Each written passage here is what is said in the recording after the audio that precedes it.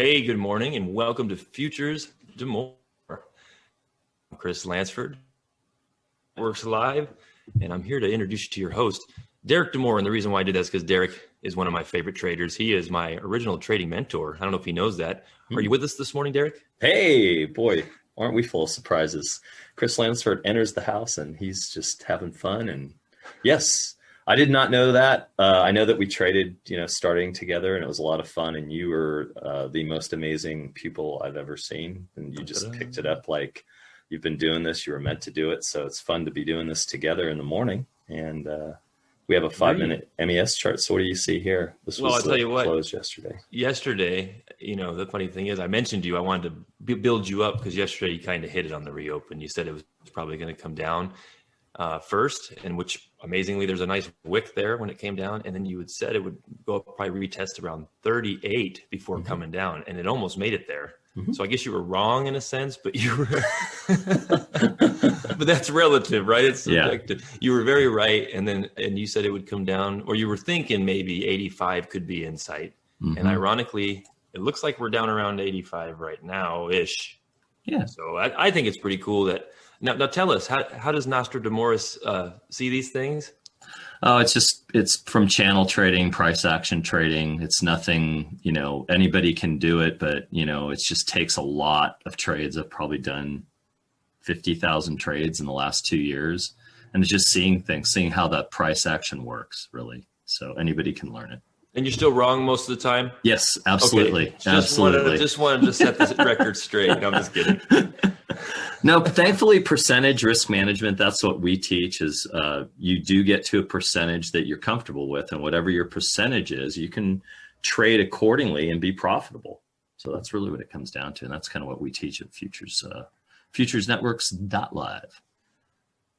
So what do you see on the, but thanks for that. And you've been trading amazing, and we'll talk about that in another video in a minute. But what do you think about this opening bell trade that we have? Let me scrunch this up a little bit. Oh, I like that you're asking me today. So that was okay. Go. So opening bell didn't seem to do much in opening bell, and I see wicks on both sides of the candles, and that makes me really nervous. But I'll tell you this, Derek, before opening bell, I don't know why I was trading in that little region right there. Yeah, exactly where you're circling that. There was 8:30 something happened that didn't jibe with my trading. Do you know anything about that? Yeah, economic calendar comes out for those, that part of our group is one of the things we're supposed to do is review the economic calendar of the day and see what announcements are going to be made. Go. Well, there it is. So this is, look at everything that was happening at 8:30. I like how you say, the group usually goes over this because we did at 8:40. We went over it.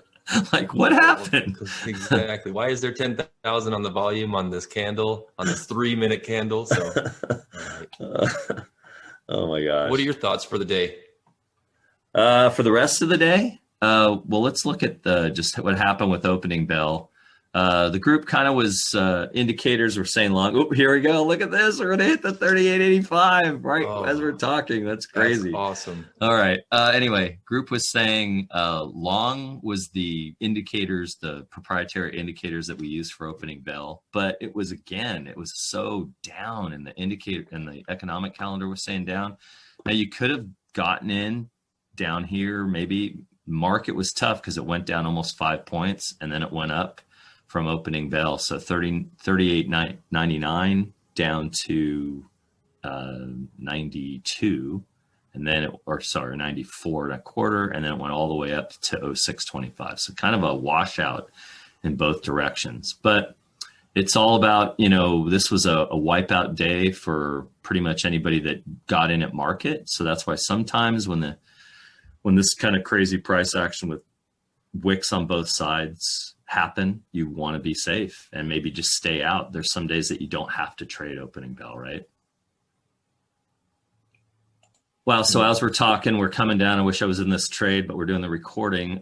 If we do break this 38.85, we had talked about the 21 period somewhere around the 64 level. And then obviously this old kind of ceiling right now used to be hard to get, it was a ceiling. Now it's a floor around 46. So between 46 and 50.